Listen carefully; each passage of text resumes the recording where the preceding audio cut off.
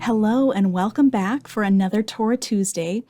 Today we are just going to talk about one verse of Exodus because it's a verse that requires some explanation in order to unpack my approach to it. The verse is Exodus 12, verse 37. It's the verse that tells us how many Israelites left Egypt. And this is actually a very pressing and controversial question. And so I'm going to read you my translation, and then I'm going to walk you through why I landed where I did and why it's not maybe what you think it is. All right, so reading from Exodus 12:37, this is my translation directly from Hebrew. The Israelites set out from Ramses to Succoth as 600 military units on foot, warriors apart from dependents. Now, if you're following along in your English Bibles, you're going to notice right off the bat that my number is different than your number and that I'm saying this quite differently. So why is that? Well, there's been an assumption, I think, among conservative Christians that anyone who attempts to question the number of Israelites that left Egypt is doing so because A, they don't believe the Bible is the Word of God, or B, they find it incredulous that God could bring so many Israelites out of Egypt. Most English translations read 600,000 men, not counting women and children. So that would lead us, if we had 600,000 men and at least 600,000 women, plus however many children they had, we're looking at well over 2 million people. And many people have said that sounds impossible. So they disbelieve the Bible because the numbers are so big. That is not why I am questioning the numbers. I believe the Bible is the Word of God. I'm conservative. I think that God can and does do miracles. I think the signs and wonders actually happened. I think Jesus actually rose from the dead. There are many reasons, I think, to trust the miraculous stories that we find in the Bible. This question of how many Israelites left Egypt, I think, is not a question about whether or not God can do miracles. Either way, he brings the Israelites out miraculously. It's a question of making sense of the data we have. Before we get into the question, I'll just mention these two cities that we read about here, Ramses and Succoth. They are the same cities mentioned in Exodus 1, verse 11, as the sites of Israelite enslavement. This is where they have been laboring to build storage warehouses or storage cities for Pharaoh. And you can go back and watch that video to learn more about the location of the cities and their names and what they were for. But today, as I mentioned, our main focus is going to be on the number of Israelites that left Egypt. So why question the number 2 million or more than 2 million Israelites? There are a number of reasons that people have found this hard to believe. One reason is archaeology. Archaeology just doesn't support such a large number. New Kingdom Egypt, which is Egypt during this time period, has a population estimate, a total population estimate of 2.12 million. And we just said that if there are 600,000 men, then there's well over 2 million Hebrews. So that would basically mean that once the Hebrews left Egypt, there were no Egyptians left. That seems pretty hard to believe, especially since Egypt survived into modern times quite nicely. The Egyptian army had fewer than 25,000 men at this time, 25,000 fighting men. Now that's a sizable army, but it makes no sense to pit that against 600,000 Israelite men who are armed and ready for battle. So that doesn't seem to balance out either. The other archaeological issue is that Canaan, where the Israelites are headed and where they'll end up in just 40 years' time, after leaving Egypt, has a population estimate of about 160,000 people total. So again, if you have 2 million Israelites, suddenly a sudden influx of that many people into Canaan would leave massive amounts of evidence in the archaeological record. But archaeologists tell us they do not see evidence of a sudden population explosion around the time that Israel would have been entering Canaan. So archaeology does not support that big number. But maybe you're skeptical of archaeology because, sometimes the archaeologists could be wrong, or maybe the evidence that they have is too selective for you to find it plausible. There are also internal problems inside the Bible that lead me to question the number 600,000 men. First of all, the Bible tells us that just 4 generations lived in Egypt, that Jacob's family went down to Egypt with 70 people. And when they came out, we're talking about 2 million people. They've gone from 70 men to 600,000 men. That is an enormous population explosion in just 4 generations, and I would say biologically impossible.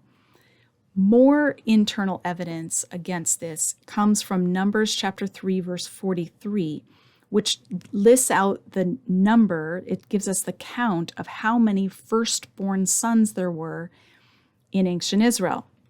So the Israelites at the time of the Exodus had 22,273 firstborn sons. And the reason we know that is because God said all of the firstborn Israelites belonged to him, and that the Levites were going to take their place. So rather than each family giving their firstborn son to serve Yahweh at the tabernacle, God took the Levites in their place. So they had to count up the number of firstborns who were not Levites, and then count up the number of Levites to make sure the numbers matched. And the number of firstborn are 22,273, as I said. That means if we have roughly 600,000 women, that each woman would have had to have 72 children, half of whom are boys and half of whom are girls, and only one of which is a firstborn. In order to get the total population number, you would need every woman to have 72 children. That doesn't make any sense. There's one more practical consideration that to me makes it difficult to imagine that there really were 2 million Israelites, and that is the amount of time that it would have taken them to cross the Sea of Reeds.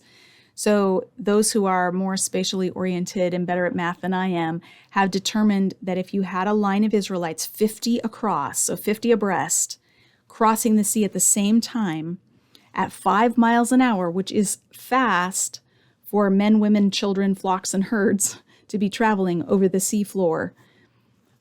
But if they were, it would still have taken them more than 8 hours to cross the Sea of Reeds. 50 across, that's not even including the flocks and herds. It would have taken more than 8 hours. So we know that they crossed during the night, between the nightfall and dawn the next day. In fact, it's when the sun rises that they see the dead Egyptians. So they need to have crossed in fewer than 8 hours, and they have just too many people traveling too fast to make that work. So what do we do? What are our solutions? Well, one possible solution that some have suggested is that the genealogies that tell us there were just 4 generations in Egypt have omitted some generations, that they're selective. And that's possible, but it doesn't solve our archaeological issues. Another very common solution to this problem is to say that this is an example of hyperbole, that the narrator is either fabricating numbers because they don't really care much about historical precision, or that they're using hyperbole to emphasize the greatness of the miracle. Some people have even suggested that these numbers that we read are all, so not just the number in this verse, but any time we get a census, like in the book of Numbers of how many Israelites there are, that reflects multiples of 10, that the narrator has multiplied everything by 10 in order to say, wow, look what God did. So not to trick us, but kind of as a theological amplification. And that's possible. One scholar thinks that this number that we have here is a number that reflects the actual population during the monarchy of Israel. So during the time of King Solomon, there were about 2 million Israelites. So that would make this number match that time. And he sees a theological reason for that the narrator is giving us the later population number as a way of saying that everyone alive during King Solomon's day, it's just as if they themselves came out of Egypt. They're all included. This is a creative solution to the problem. I like his line of thinking, but I don't think it's the best solution to the problem. To me, the best solution to this problem is to suppose that the number has been mistranslated, that we have been misreading the Hebrew number. So what do I mean by that? Well, in English, when we write a number, we write it in numerals. So if I was going to write 600,000, I would write 600,000, and it would be 600,000. There's no big question there about what it means. But Hebrew does not use numerals. It spells out the words of the numbers. So it would be like writing in English, 6, S-I-X, 100, the word 100, and then the word 1,000. That's how numbers are communicated in Hebrew. And so in this verse, 1237, what we see in Hebrew is 600 Eleph. And the word Eleph has multiple possible meanings. And you can see this in any Hebrew dictionary. If you just look up in a Hebrew lexicon, the word Eleph, you'll see that it can mean head of cattle. It can mean 1,000, which is how it's usually translated here. It can mean clan, or it can mean military unit.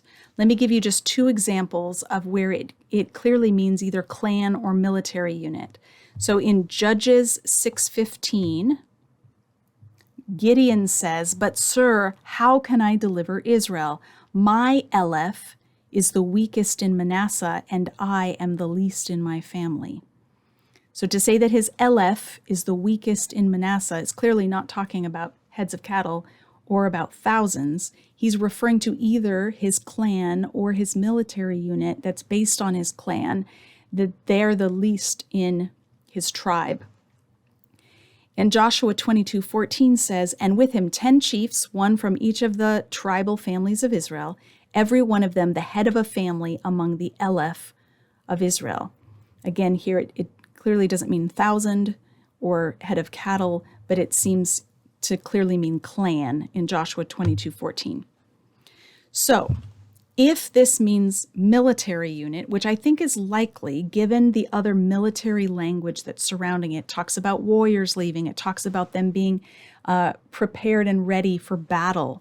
So if we read this as military unit, then it's 600 military units plus dependents who are leaving Egypt. And the dependents would include women and children and elderly men who are no longer able to fight.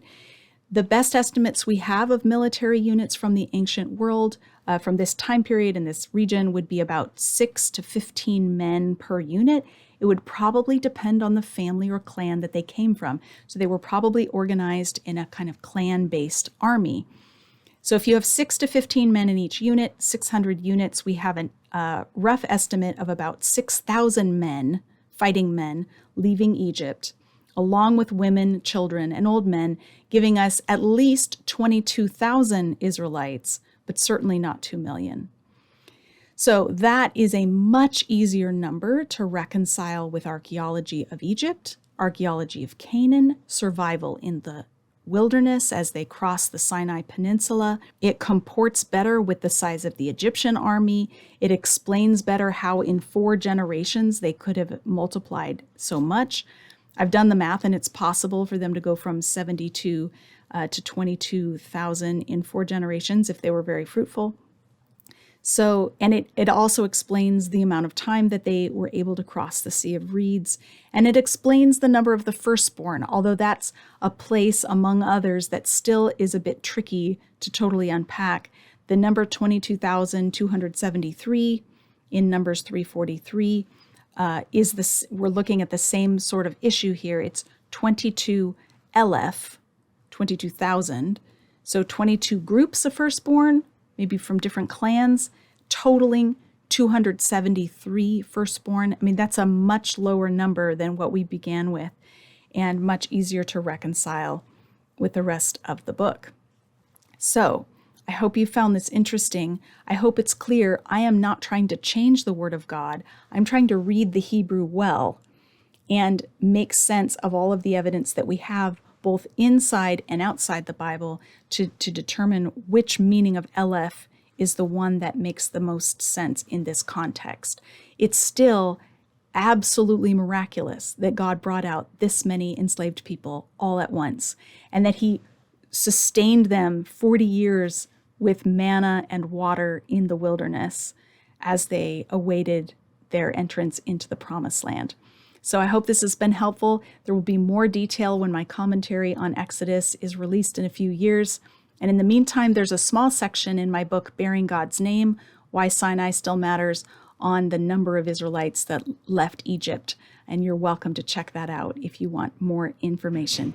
Have a great week.